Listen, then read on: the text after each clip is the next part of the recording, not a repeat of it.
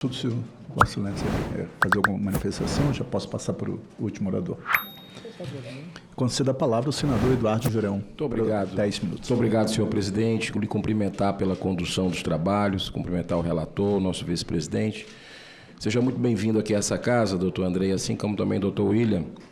Eu venho de um estado que está passando por uma tragédia humanitária sem precedentes. Eu confesso que fiquei horrorizado quando eu vi o nosso ministro da Justiça, no day after, no dia seguinte à operação lá no Rio de Janeiro, ele estava indo receber, em vez de estar no Rio, estava indo receber um prêmio de cidadão cearense e soltou uma pérola que até agora eu não entendi. Ele disse que o estado do Ceará é uma referência na segurança pública, quando os dados do próprio Ministério, todo mundo sabe. Eu queria primeiro lhe perguntar, vou fazer uma série de perguntas aqui, se o senhor puder tomar nota, que são várias.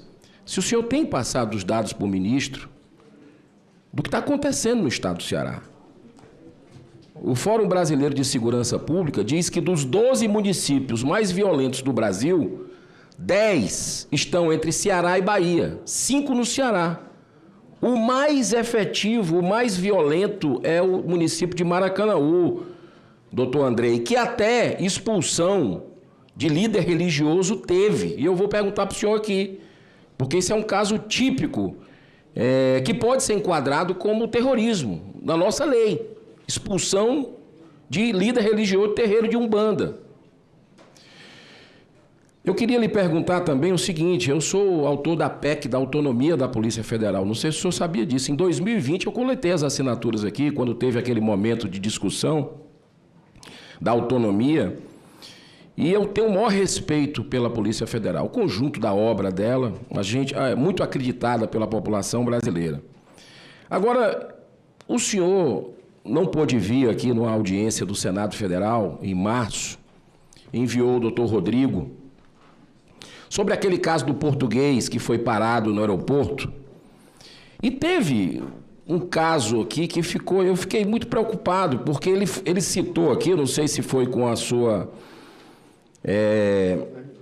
autorização, ele colocou: quem flerta com a criminalidade e ofende o STF pode ser barrado ao entrar no Brasil, frase dele.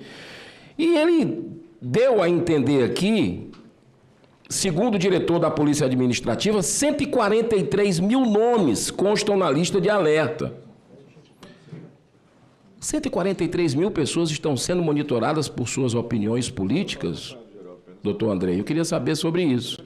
Será que o foco da Polícia Federal, em vez de estar no crime organizado, está numa perseguição política? Porque eu vi o senador Marcos Duval colocar o caso dele, que é escandaloso, em termos de flagrante perseguição, mas nós temos o deputado Marcel Van Hatten, que por uma fala na tribuna está aí indiciado. Nós temos o deputado Carlos Jordi e tantos outros que estão hoje no Brasil vivendo aí uma perseguição por suas ideias. Essa é a pergunta que eu queria fazer para o senhor. A PF concorda com os rankings recentes que colocam várias cidades cearenses entre as mais violentas do Brasil? Ou isso é fake news? Se sim, qual a análise da PF sobre as causas específicas do Ceará? Expansão de facções, disputa por rotas, corrupção local, fragilidade das polícias locais. Queria ver a sua análise sobre o caso dramático do Ceará, que eu apelo para que o senhor tenha mais atenção para o nosso estado. Quantas operações a Polícia Federal realizou no Ceará nos últimos 36 meses, com foco em desarticular células de grandes facções? Queria saber o número. Também não vou citar aqui o nome das facções do Ceará, são várias. A PF tem mapeado as prefeituras, câmaras municipais ou servidores que sofreram coação ou foram capturados por facções do Ceará? Há indícios de uso de estrutura do governo municipal, contratos, licitações, concessões para lavar recursos de facções? Quais esses indícios, quais estratégias as facções têm utilizado para cooptar lideranças políticas locais? Ainda sobre a cooptação da parte política cearense pelo crime organizado, a PF abriu inquéritos que relacionam financiamento de campanhas, compra de votos ou pressão eleitoral com recursos de facções em 2022 e 2025, nesse período entre 2022 e 2025, quais inquéritos e quais resultados a população do Ceará quer saber. Tem um prefeito foragido que todo mundo sabe onde anda lá, mas não foi preso ainda. Já tem meses. É porque é aliado do governo, do PT?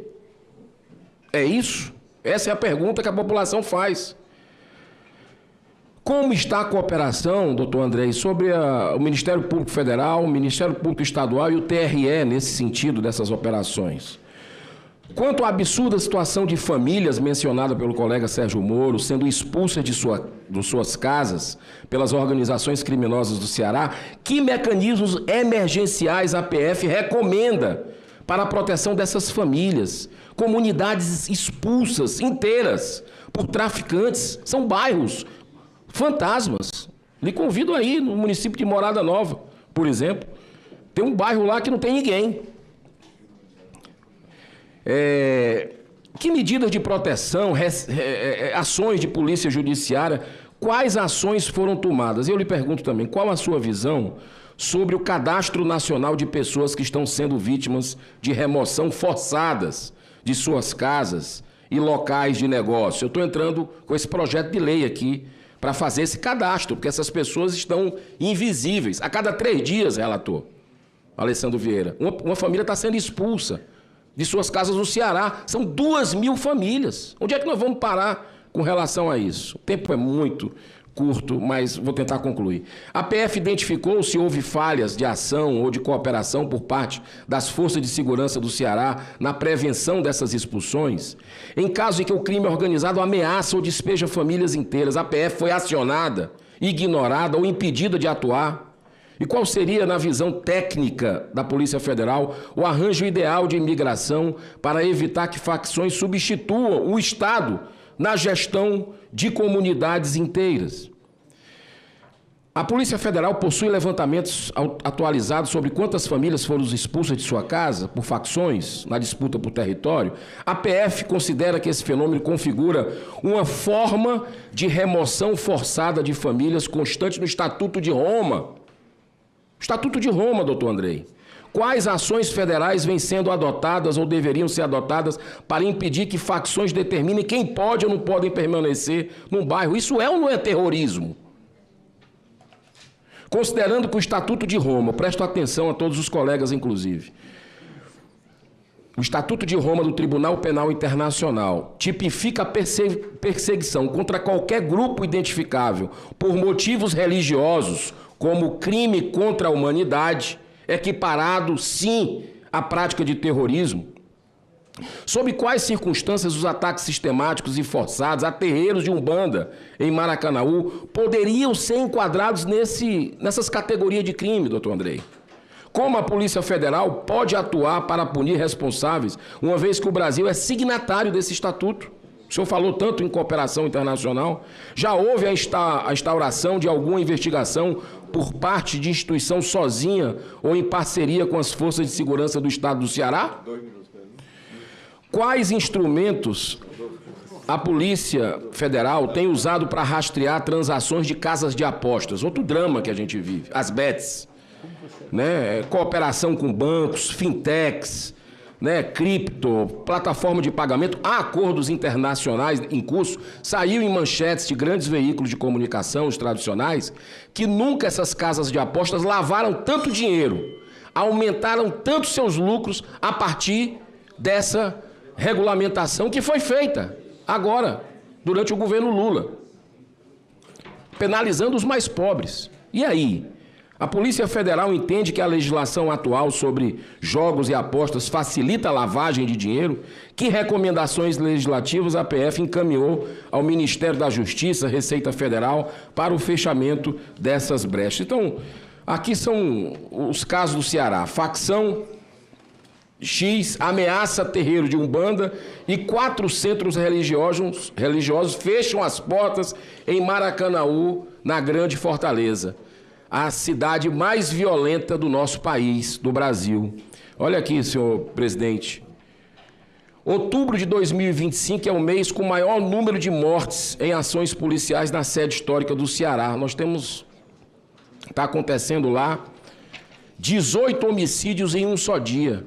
Final de semana você chega a números aí que próximo de 30 nós estamos vendo. Obrigado, senador. 5 bairros de Fortaleza registram expulsões de moradores e prisões de envolvidos. São só matérias recentes. Só para cumprimentar, e eu faço essas perguntas ao senhor, se puder responder, eu lhe agradeço. Antes de passar a palavra... Presidente, pela ordem. Só um minuto. Antes de passar a palavra ao convidado, eu só queria pedir aos colegas aqui que nós temos que ter responsabilidade com qualquer informação que a gente passa. Eu não acho razoável, independente de partido político, você atribuir que a polícia A, B ou C não está agindo porque é do governo da oposição ou do governo de um campo progressista. Eu me sinto ofendido com isso, porque eu sou delegado de polícia com muito orgulho. E eu tenho a plena convicção da Polícia Federal que ela faz atuação observando os princípios que regem a administração pública, lá do artigo 37. Legalidade, impessoalidade, moralidade, publicidade e eficiência. Então, por favor, senador, com todo respeito, falar que não está sendo cumprido mandado de prisão porque é do governo, do campo, do governo atual, não é isso. Nós tivemos um passado recente em que um ministro da Justiça saiu denunciando interferência na Polícia Federal, que não tinha autonomia. Então, por favor, eu, enquanto presidente, eu não vou admitir que nenhuma hipótese, nem para um lado A, nem para o lado B, caia nessa, com todo respeito. Não vou conceder a tréplica, porque eu só isso me incomoda enquanto delegado. Porque eu fico me colocando no local da Polícia Federal falando que não foi cumprido o mandado de prisão porque é uma aquiescência ou que vai atender um governo, o governo que está de plantão. Não, isso não existe. Isso não existe. Mesmo porque o Código de Processo Penal, ele é claro no artigo 301, quando diz: qualquer do povo poderá prender, e a autoridade policial e seus agentes devem prender quem quer que se encontre em estado flagrancial. E lá ainda no 302 ele vai falar: constitui flagrante delito quem está praticando a infração, quem acaba de cometê-la, quem é perseguido, quem é encontrado. E a Polícia Federal, ela cumpre ordem judicial. E toda ordem judicial tem que ser fundamentada. Agora, pode não agradar a A, B ou C. Agora, eu consulto e faço uma provocação. Quantos mandados de prisão nós temos em aberto na Polinter do estado do Sergipe? Quantos mandados de prisão, que é a Delegacia Especializada de Vigilância e Captura? Então, eu só pediria, assim, por gentileza, que vamos manter a serenidade. Esse Senado, eu tenho muito orgulho de fazer parte do Senado, porque nós temos aqui um tratamento cordial, cortês. Então, quando há esse tipo de manifestação, eu, com todo respeito, eu tenho certeza que o senador Alessandro também, porque é muito ruim a gente fazer parte, porque as instituições são de estados. As pessoas passam, mas as instituições são permanentes. Então, eu quero aqui fazer mais uma ressalva da minha admiração, do meu respeito, da minha consideração, e acredito piamente que a Polícia Federal, como instituição de Estado que é, com as atribuições constantes no artigo 144, ela sempre cumpre com os princípios que regem a administração pública, expresso no artigo 37 da Constituição Federal. Fala, galera da Folha TV, não se esquece de se inscrever aqui no nosso canal para assistir programas como Folha Notícias Manhã, Folha Notícias Noite, o nosso Folha Entrevista e o nosso Barzinho das Meninas. Muitas coisas bacanas a gente acompanha por aqui e a gente precisa muito, muito do apoio de vocês para nosso trabalho jornalístico, investigativo, de curadoria de conteúdo, com vocês ajudando no nosso Pix, folhademocrata@gmail.com, ou mandando superchats, valeu demais, e os recursos financeiros, tornando-se membro do nosso canal, no nosso curso de jornalismo básico, para você ficar muito bem informado a respeito de tudo. Queridos e queridas, muito obrigado pela presença de todos vocês, vida longa e próspera, cuidem-se, cuidem dos seus, e não esquece de se inscrever aqui na Folha TV. Até mais!